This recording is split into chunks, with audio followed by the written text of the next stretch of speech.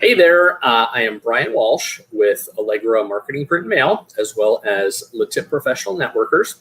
And today we're doing a membership spotlight with Kevin Navarro from State Farm. Can you say hi and introduce yourself, Kevin?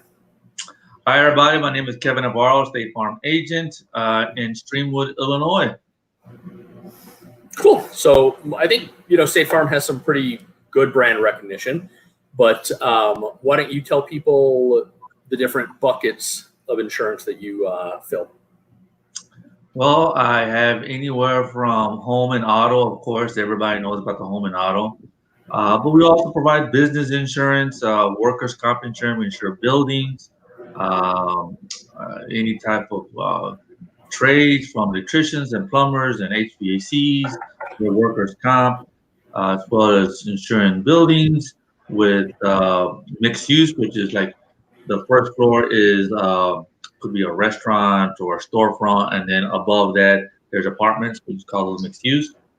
We insure those buildings as well, so we do quite a bit. Now I know that that's a pretty broad range of stuff, but I know there's always something else. There's always other things that come up that you look at and you're like, oh, sorry, that one wasn't covered. So I know today at our Latip meeting that we have every Tuesday, you talked about umbrella policies. Can you tell us what an umbrella policy is? So some people believe that it's like an excess policy or just an addition to your policy, which is pretty much true. It is an extension of your current coverage. So an example, you have your homeowner's policy. Extension of the liability part. So you have your homeowner's liability, typically 100 to 300,000, and if God forbid something happens, someone falls at your house due to snow, due to whatever the reason, or your dog bites somebody, whatever, you're liable. They're going to sue you, and they will sue you, and they will probably win. And if the lawsuit goes beyond your coverages on your homeowners, an umbrella would kick in. So if someone will sue you, and for whatever reason, let's just say for the $100,000 that you have, and the lawsuit comes out to be at $250,000, and they win, well, your homeowners insurance would cover at $100,000. That will be exhausted, and now your umbrella will kick in for the remainder of $150,000. And it works for the autos. Coverage liability, it covers we have a boat, it covers that as well, and it's pretty broad, and in the aspects of it, even goes into like you rent a car in Europe or whatever, it extends to that, where your regular auto insurance would not. So I know, like for an example, you had given about the doctor who got injured and the guy who was not covered properly actually had a payment to the guy. Can you tell us about that? Yeah. So at the end of the day, insurance can only cover for what you pay for. So in this case, my client. If you remember the 2011 blizzard, where it was like crazy. It was 6 feet of swell of just snow everywhere. Well, my client was driving, and he lost control, and he rear-ended another car there off of Barrington Road in Higgins.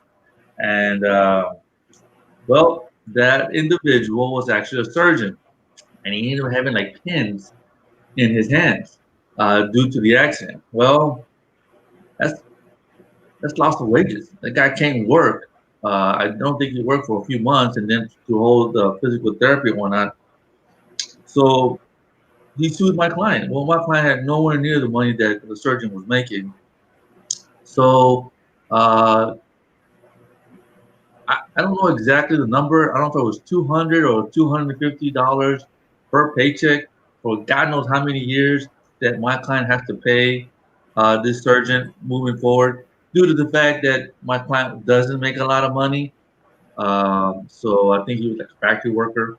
So, but $250 for him was a lot of money. Right. And he's on the hook for that for I don't know how many years. I don't know the whole court settlement how they came out.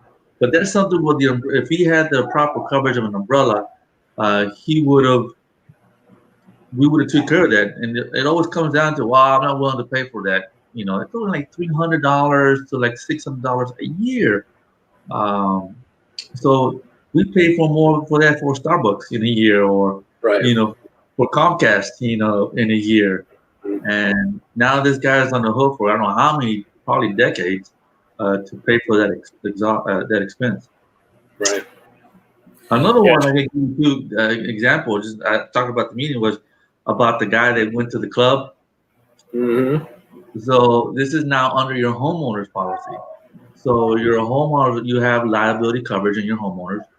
So my client recently got married, and as he went to a club, his now new wife saw her ex-boyfriend there. And the boyfriend got a little bit belligerent, started drinking, he started acting crazy, wanted to dance with his ex-girlfriend. And she was saying, no, no, no. And the husband, like, you know, just step away. Guy was drinking, whatnot. A fight came out of that. My client grabbed the bottle and hit the guy over the head. And a bystander that was watching this, a piece of glass got in her eye. And make a long story short, they went to court and she won. Um, he had $100,000 of coverage in his homeowner's insurance, liability insurance, and thank God she was happy with the 100,000. But if it did go beyond that, the umbrella would have taken the rest. Yeah. So, I mean, most people think they've got insurance, especially, I mean, the car, and they'll get like the state minimum coverage and stuff like that. But as you pointed out, it goes beyond that. And in the situation you just pointed out, who would think your homeowner's insurance would cover you at a bar? You know? Yeah, it's crazy. You know, I've had certain scenarios, and it's never gone beyond the $300,000 that we typically put on personal homeowners policies.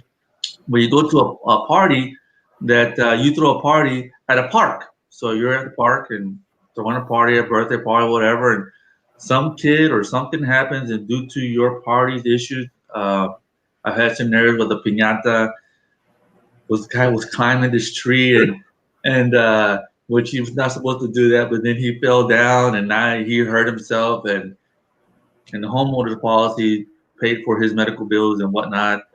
So it's crazy how we don't know what is or what is not covered until the scenario comes up. There's so many different scenarios. It's really, really challenging. I was telling you earlier about one of my friends who's he's a colleague, a State Farm agent, that one of his clients, she was riding her bicycle, and somehow or another she caused an accident, an auto accident.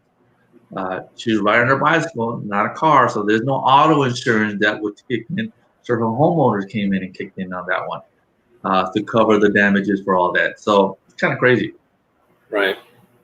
Yeah, I've got State Farm both here with you and at my cabin in Michigan, and I had my heating system burned up at the cabin. Thankfully, I didn't burn the cabin down. But you then advised me, oh, if you would have had this coverage, and I asked the lady, oh, do I have this? And it wasn't on my policy there where it was with you, but it was some like simple, like $60 a year, and it covered all of the internal stuff, like washers and dryers and furnaces and all this other stuff that would have been covered had I had that simple $60 policy on there. Yeah, sometimes it's just knowing your client and just offering. At the end of the day, we're here to help you as a client and just try to give you some advice. At the end of the day, you say, you know what, I'm okay, but at least I can give you some options with that and give you the scenarios that something could happen. But at the end of the day, the client does have that last say so. Right. All right. Well, thank you for talking. I want to wrap up with a couple of things. Number one, if you're watching on the Basket Brigade page and wondering why this is there, obviously you probably know that I'm the executive director over Basket Brigade, but got to point the other direction. Kevin over here has been a longtime sponsor of Basket Brigade every year. since our founding back in 2015. So I just wanted to show you guys and introduce you guys to Kevin. If you are in the Streamwood area, drop by his office and let him give you a quote. You know, he's a longtime supporter, got a great heart, helps us out delivering meals a lot. And well, thank you first. Let's just pause at that. Thank you, Kevin. I'll tell you what, if you mention you're with Basket Brigade and you're not a State Farm State Farm client, if you come into my office, I will give $10 for every quote I give to Basket Brigade. There you go. $10 for every quote that he gives if you mention Basket Brigade. I will push that out there. And then the last thing is obviously above me here, LaTip. Tell us about your experience with LaTip. We want to grow. We've got currently 16 members. We got room for plenty more. So why don't you tell us what your experience with LaTip has been? You know, Brian and I are one of the founders of our chapter, and it's probably one of the best decisions I've ever made. We created great camaraderie. Brian became one of my best friends, and I really had a good time. It just in that alone is worth it. As far as business goes, I don't think I could have excelled as much as I've had, been successful without the tip. It really helped me out, speaking more, being prepared for different presentations that I had to give, and business connections that I've received from all the different members, from attorneys, from chiropractors, real estate, and so on and so on. So it's a phenomenal group, phenomenal networking, and I think it's the best. Cool. That is a great endorsement. So thank you for talking today.